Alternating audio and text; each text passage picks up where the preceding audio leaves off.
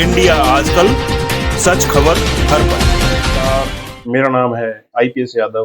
Welcome to India Aajkal TV, my YouTube news network, presenting here a new video.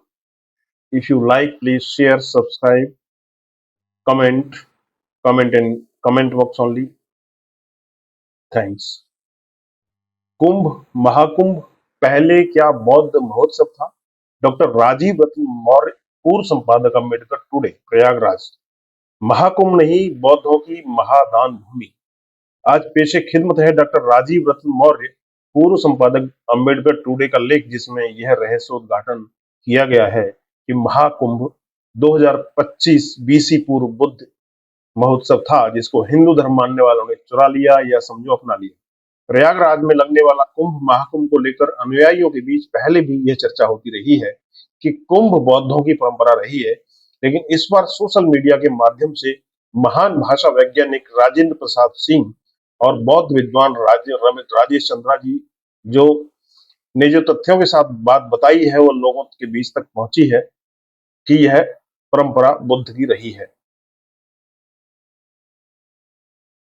अभी हिंदुस्तान अखबार के 19 जनवरी 2025 के अंक में पत्रकार अभिषेक त्रिपाठी की बाईलाइन से छपी खबर, ह्वेनसांग ने 1400 साल पहले किया था कुंभ में स्नान।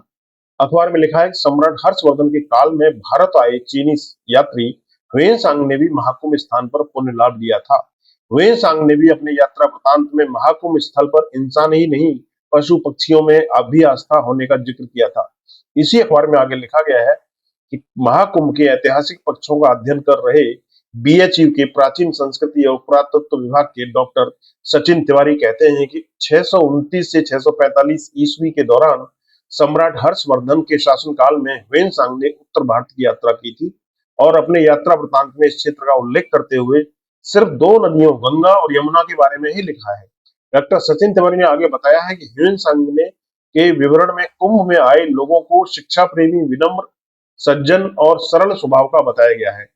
हालांकि आधी अधूरी ही सही, लेकिन बनारस हिंदू विश्वविद्यालय के प्रोफेसर ने सच को आगे बढ़ाने में साहस दिखाया है और कहा है कि सरस्वती नाम की कोई नदी का ऐतिहासिक साक्ष्य है ही नहीं। डॉक्टर सचिन तिवारी के अनुसार ह्वेनसांग के विवरण में कुंभ में आए लोगों को शिक्षा प्रेमी, विनम्र, सज्जन और सरल स्वभाव का बताया गया है। शिक्षा प्रेमी, विनम्रता, सज्जनता और सरल स्वभाव आदि गुण तो सर्वाधिक बौद्ध भिक्षुओं में ही पाए जाते हैं। पुरुष नागा, महिला नागा, अघोरी, अखाड़ा और न जाने क्या क्या नाम से कुंभ महाकुंभ में कैंप किए हुए कुछ एक को तो छोड़कर लगभग सभी साधुओं के व्यवहार में कहीं विनम्रता, सज्जनता और सरल स्वभाव आदि गुण तो सर्वाधिक बौद्ध भिक्षुओं में ही पाए जाते हैं। पुरुष नागा, महिला नागा, अघोरी, अखाड़ा और न जाने क्या क्या नाम से कुंभ महाकुंभ में कैंप किए हुए कुछ एक को छोड़कर लगभग सभी साधुओं के व्यवहार में कहीं भी शिक्षा प्रेम, विनम्रता, सज्जनता और सरल स्वभाव आदि गुण नदारद दिखेंगे। कोई भी आस्थावान सभ्य हिंदू परिवार इन्हें केवल दूर से ही प्रणाम करना चाहता है, नजदीक नहीं जाना चाहता। ह्वेनसांग के यात्रा विवरण यानी 7वीं सदी से पहले कोई भी ऐतिहासिक साक्ष्य नहीं मिलेगा जो कुंभ को ब्राह्मण हिंदू संस्कृति का महापर्व बताता हो। बौद्धों की परंपरा, बौद्धों के बुद्ध विहार, पुस्तकालय, विश्वविद्यालय, कला संस्कृति के केंद्र को समय समय पर ब्राह्मणी संस्कृति के वाहकों और मुस्लिम आक्रांताओं ने नष्ट किया। यहाँ तक कि इंसानियत और मानवता का पाठ पढ़ाने वाले निरीह बौद्ध भिक्षुओं का कत्लेआम भी किया गया। अन्याय, अत्याचार, शोषण, उत्पीड़न, जुल्म और ज्यादती के सहारे बौद्ध प्रतीकों, बिंबों, उत्सवों, शिक्षा, कला, संस्कृति, बुद्ध विहारों और बुद्ध की मूर्तियों पर ब्राह्मणी संस्कृति के वाहकों ने कब्जा कर लिया। आज सोशल मीडिया पर नित्य कोई न कोई वीडियो वायरल हो रहा है जिसमें बुद्ध की मूर्तियों को हिंदू देवी देवता के रूप में पूजते हुए दिखाया जाता है। बीएचयू में पाली के विभाग अध्यक्ष रहे बौद्ध विद्वान प्रोफेसर पंडित जगन्नाथ उपाध्याय ने अपनी किताब बौद्ध संस्कृति बनाम ब्राह्मणी संस्कृति में बहुत कुछ सच्चाई बयान किया है। यही नहीं, प्रकांड महापंडित केदारनाथ पांडे उर्फ राहुल सांकृत्यायन ने भी अपनी लिखित दर्जनों किताबों में बौद्ध संस्कृति पर हमले की दास्तान को लिखा है। भारत की धरती पर बहुत से धर्म, संप्रदाय, मजहब आदि का प्रादुर्भाव हुआ और बहुत से देवी देवता भी हुए। ग्रंथों के अनुसार कुछ तो उड़ते भी थे, लेकिन उड़कर भी अपने महान धर्म को दूसरे देश तक नहीं पहुंचा पाए। और पैदल चलकर बुद्ध ने अपने प्रभाव से पूरे एशिया में अपने महान धम्म को पहुंचा दिया। देश की सीमा अपनी सीमा उसकी बाउंड्री होती है, लेकिन कोई धर्म की कोई बाउंड्री नहीं होती है। बावजूद इसके तथाकथित महान धर्म के अनुयायी यहीं भारत में ही अपना खून खौलाते रह गए। उधर बुद्ध ने शांति और मानवता का संदेश लेकर पूरी दुनिया में पहुंच गए।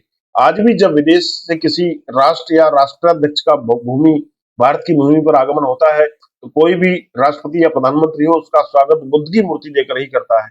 मेरा दावा है कि आज अगर किसी देश का राष्ट्राध्यक्ष भारत भूमि पर आता है, तो उसे महाकुंभ ले जाया जाता है, तो उसका भी स्वागत बुद्ध की मूर्ति देकर ही करना पड़ेगा।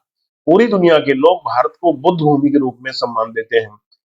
बुद्ध बौद्ध विद्वान राजेश चंद्रा कहते हैं कि कुंभ पर्व मौलिक रूप से एक बौद्ध पर्व है जो आज अपभ्रंशित स्वरूप में प्रचलन में दिखता है। यह पर्व मौलिक रूप से बौद्ध साधुओं को महान दान देने का उत्सव था। दान पर्व जब सम्राट आयोजित कर रहे हों, तो पात्र से अधिक अपात्र इकट्ठा होने लगते हैं।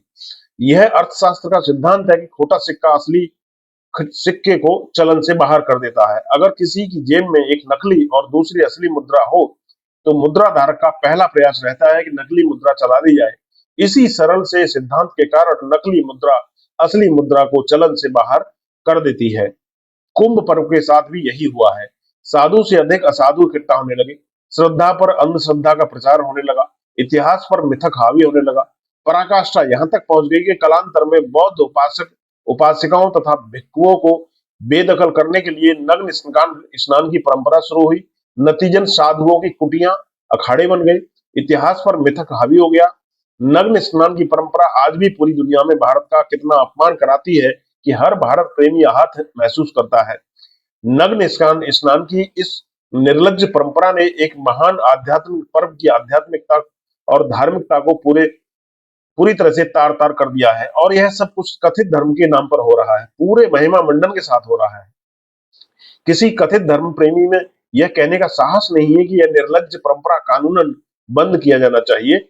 उज्जैन के कुंभ की शुरुआत 18वीं शताब्दी में हुई थी। मराठा शासक राणोजी शिंदे ने उज्जैन के एक स्थानीय उत्सव के लिए नासिक से साधुओं को आमंत्रित किया था। सम्राट हर्षवर्धन का अनुकरण करते हुए राणोजी शिंदे ने भी इस उत्सव को महादान का स्वरूप दिया। मराठा शासक राणोजी शिंदे की पहल के परिणाम स्वरूप कालांतर में नासिक और उज्जैन के साधुओं की परस्पर प्रतिस्पर्धा ने क्षिप्रा के तट पर उज्जैन और गोदावरी के तट पर नासिक में कथित कुंभ की शुरुआत हुई। हरिद्वार के गंगा तट पर इसका विस्तार सम्राट हर्षवर्धन के समय में ही हो चुका था और ब्रिटिश काल तक आते आते यह एक स्थापित पर्व बन चुका था। प्रसिद्ध इतिहासज्ञ डीपी दुबे का कथन है कि किसी भी हिंदू ग्रंथ में प्रयाग मेला कुंभ मेला के रूप में दर्ज नहीं है। कुंभ मेला का पहला लिखित विवरण इस्लामी इतिहास ग्रंथों खुलासत उल तवारीख सन 1695 और चाहर गुलशन सन 1759 में मिलता है। आधुनिक काल में कुंभ मेला का सर्वप्रथम उल्लेख ब्रिटिश काल की एक आख्या रिपोर्ट में सन 1868 में कॉम्ब फेयर के रूप में मिलता है, जो कि सन 1870 में होना था। मैक्सलियन के विवरण के अनुसार प्रयाग के प्रयागवाल ब्राह्मण ने सर्वप्रथम तीर्थ की महत्ता को महिमा मंडित करने के लिए माघ मेला को कुंभ रूप में आत्मसात किया।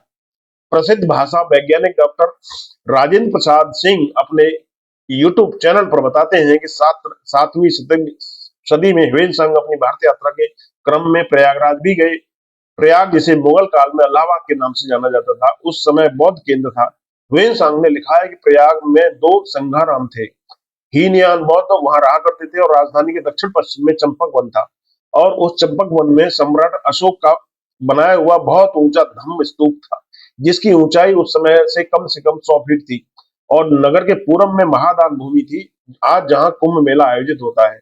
ह्वेन-सांग ने अपनी डायरी में उसे महादान भूमि होने की बात लिखी है। महादान भूमि पर जो मेला आयोजित होता था, उसमें बौद्ध सम्राट हर्षवर्धन महादान करने के लिए अपने 5 वर्षों का अर्जित खजाना दीन दुखियों में बांट दिया करते थे।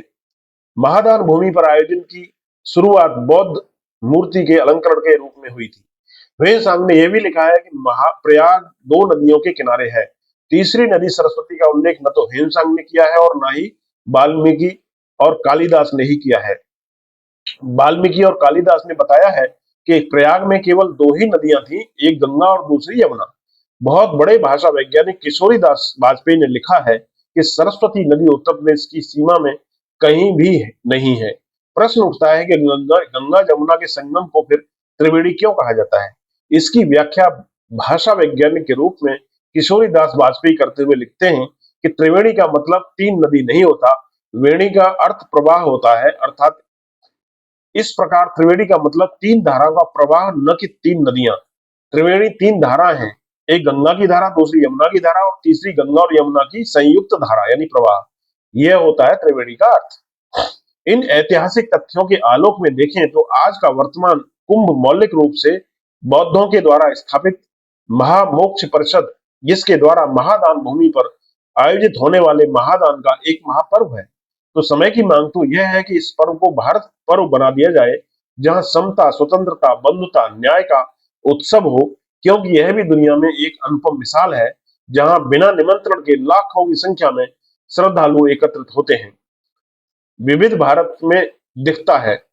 यह भारत की एकता का पर्व भी बनाया जा सकता है। इसकी पहल हर भारत प्रेमी को करनी चाहिए। इसकी मौलिक आध्यात्मिकता व धार्मिकता को संरक्षित करना हर भारत प्रेमी का नैतिक कर्तव्य होना चाहिए। जिस दिन यह पर्व अपनी मौलिक आध्यात्मिकता को पुनः उपलब्ध होगा, भारत फिर विश्व गुरु बनेगा। तो आप देख रहे थे डॉक्टर राजीव रत्न मौर्य, पूर्व संपादक अंबेडकर टुडे का यह विशेष लेख। प्रयागराज महाकुंभ ही नहीं, बौद्धों की महादान भूमि है। इस वीडियो में इतना ही। धन्यवाद। इंडिया आजकल, सच खबर हर पल।